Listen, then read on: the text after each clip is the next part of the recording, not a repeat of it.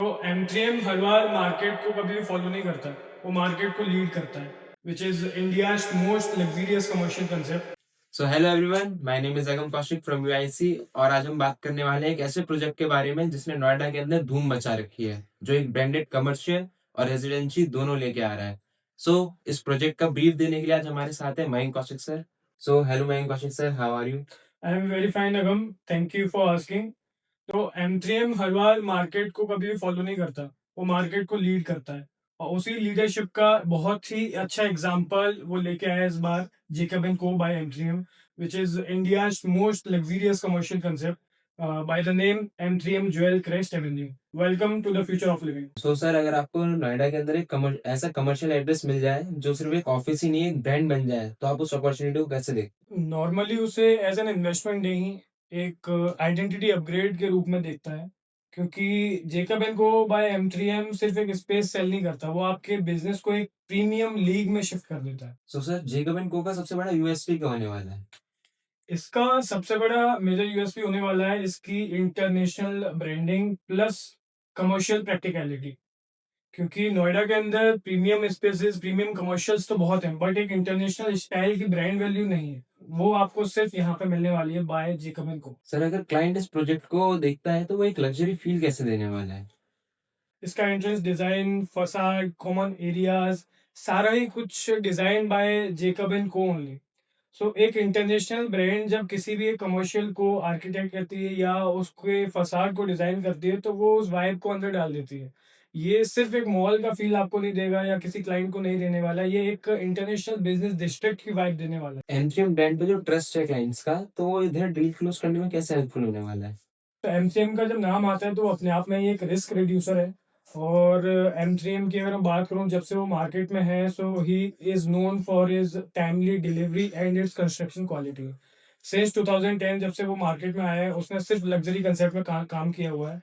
जब कोई भी क्लाइंट यहाँ पे आता है तो उसका डिसीजन वहाँ पे फास्ट हो जाता है, क्योंकि उसे बस प्रोडक्ट का जो आर्किटेक्ट है, जो फसाड है, वो देखना होता है। साथ में उसके जो ट्रस्ट है वो ऑलरेडी एमसीएम के साथ बिल्ड है, तो वहाँ उसका डिसीजन फास्ट हो जाता है। सर, अगर लोकेशन पॉइंट ऑफ व्यू से देखें तो ये प्रोजेक्ट कहाँ स्टैंड करता है? देखो, जो इसकी लोकेशन है, ये नोएडा के फास्टेस्ट ग्रोइंग कमर्शियल कॉरिडोर में सिचुएटेड है, जहाँ पे एक रेजिडेंशियल डेंसिटी या मैं बात करूँ एक कॉर्पोरेट ऑफिसेज का जो क्राउड है, वो दोनों ही भरा पड़ा है। लोकेशन होने वाली है नोएडा ग्रेटर नोएडा एक्सप्रेसवे, जो आपको दिल्ली से डायरेक्ट कनेक्टिविटी देता है। मतलब आपका जो फुटफॉल रहने वाला है इस कमर्शियल के लिए, वो गारंटेड है। तो जैसे आपने अभी फुटफॉल की बात करी, तो ये रिटेलर्स को क्या फुटफॉल की क्लियरिटी देता है? तो ये सिर्फ एक डेस्टिनेशन रिटेल नहीं है, पहली चीज।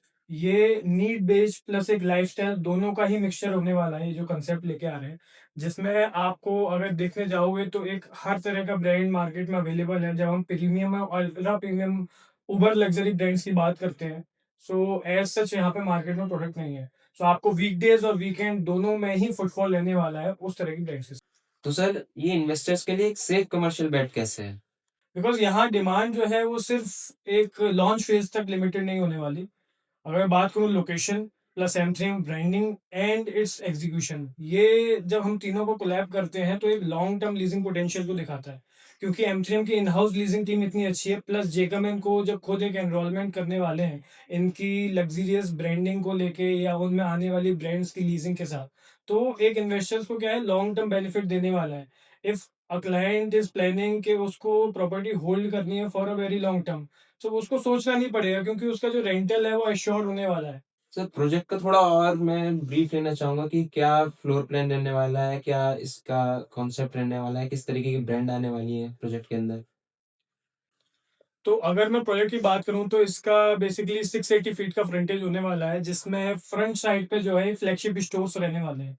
ठीक है, अगर मैं ब्रांड्स की बात करता हूं तो इसको क्या है, पूरी एक जोन आउट किया गया है बाय जेकब इटसेल्फ, जिसमें लग्जरी बुटीक्स, हाइपरमार्ट, अगर बात करूं सेलिब्रिटी शेफ रेस्टोरेंट्स, पूरा food court space, men's appearance, luxury watches का सेक्शन। अगर मैं जेकब एंड को की बात करता हूं तो उनके खुद के फ्लैगशिप स्टोर्स इंडिया में पहली बार इधर ही लेके आने वाले हैं वो, जिसमें उनका खुद का ज्वेलरी का शोरूम प्लस वॉचेस एसेसरीज यहाँ पे वो लेके आने वाले हैं। सर, मैं प्रोजेक्ट के बारे में थोड़ा और ब्रीफ लेना चाहूंगा कि प्रोजेक्ट में क्या जोनिंग रहने वाली है, क्या फ्लोर प्लान रहने वाला है? प्रोजेक्ट की मैं बात करूँ तो 3 फ्लोर का ये कमर्शियल कंसेप्ट रहने वाला है, जिसमें जेकब एंड को के खुद के 3 रेस्टोरेंट्स आने वाले हैं, सॉरी 3 जो है अपने खुद के फ्लैगशिप स्टोर्स आने वाले हैं यहाँ पहली बार। मैं बात करूँ उसके फाइन ज्वेल्स की, ज्वेलरी का एक शोरूम आने वाला है, वॉचेस एक्सेसरीज का एक शोरूम आने वाला है।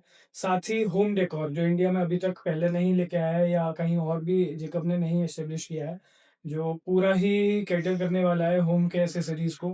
प्लस इंडियन ब्राइडल कोटियार की मैं बात करूँ या अभी एसेसरीज की मैं बात करूँ तो मेंस एसेसरीज, वुमेन्स एसेसरीज।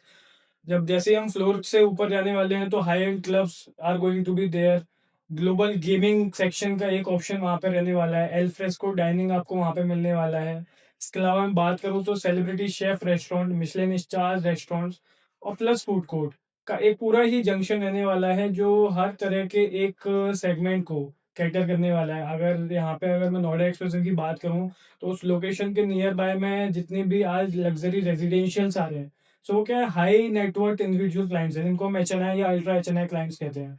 तो उनको अपने लिए जिस तरह की भी एक रिक्वायरमेंट एक कमर्शियल के अंदर चाहिए होती है, तो this project is going to create that particular gentry जो वहाँ पे उसको कैटर कर सके। तो सर अगर हम कनेक्टिविटी की बात करें और इसकी एंट्री की बात करें कि क्या एंट्री रहने वाली है, क्या कनेक्टिविटी रहने वाली है हमारे प्रोजेक्ट? सो ये जो प्रोडक्ट है जेकब एंड को बाय एमट्रीएम, इसका सेक्टर रहने वाला है 97। तो 97 क्या है, नोएडा ग्रेटर नोएडा एक्सप्रेसवे का पार्ट आता है जो आपको दिल्ली और ग्रेटर नोएडा से डायरेक्ट कनेक्टिविटी देता है। So this is going to be the main connectivity of this project.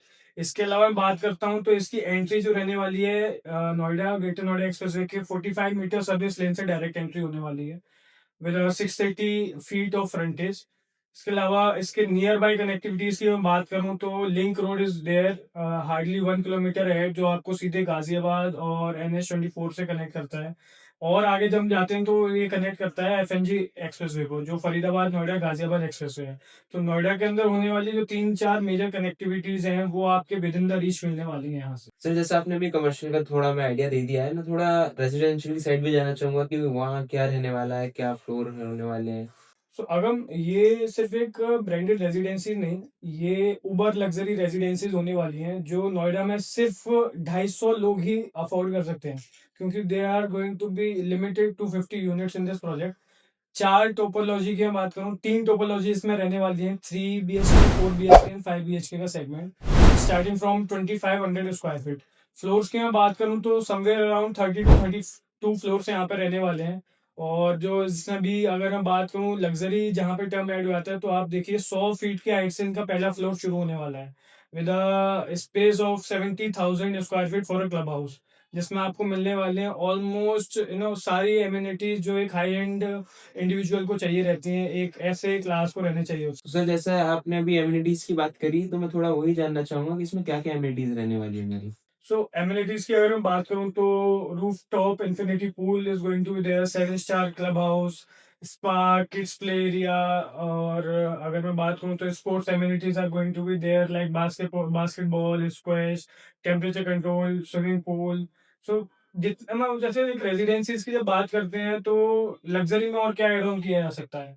अगर सोशल एमिनिटीज की बात करूं, कल्चरल एमिनिटीज की बात करूं, each and everything will going to be there. तो सर थोड़ा इन्वेस्टमेंट का आइडिया दीजिए कि अगर कोई इन्वेस्टर इसमें इन्वेस्ट करना चाहता है तो क्या मिनिमम हमारी इन्वेस्टमेंट रहने वाली है, कैसे वो एंट्री कर सकता है कमर्शियल के अंदर? सो अगर हम जो भी इन्वेस्टर्स कमर्शियल्स के अंदर एंट्री लेने का देख रहे हैं इस प्रोडक्ट के अंदर, सो 80 लाख ऑनवर्ड्स टिकट साइज शुरू हो जाते हैं जिसमें दे कैन एंट्री। और लाइफ टाइम रेंटल इधर गारंटेड है क्योंकि लाइफ टाइम लीजिंग जो है वो बिल्डर अपने पास रखा है।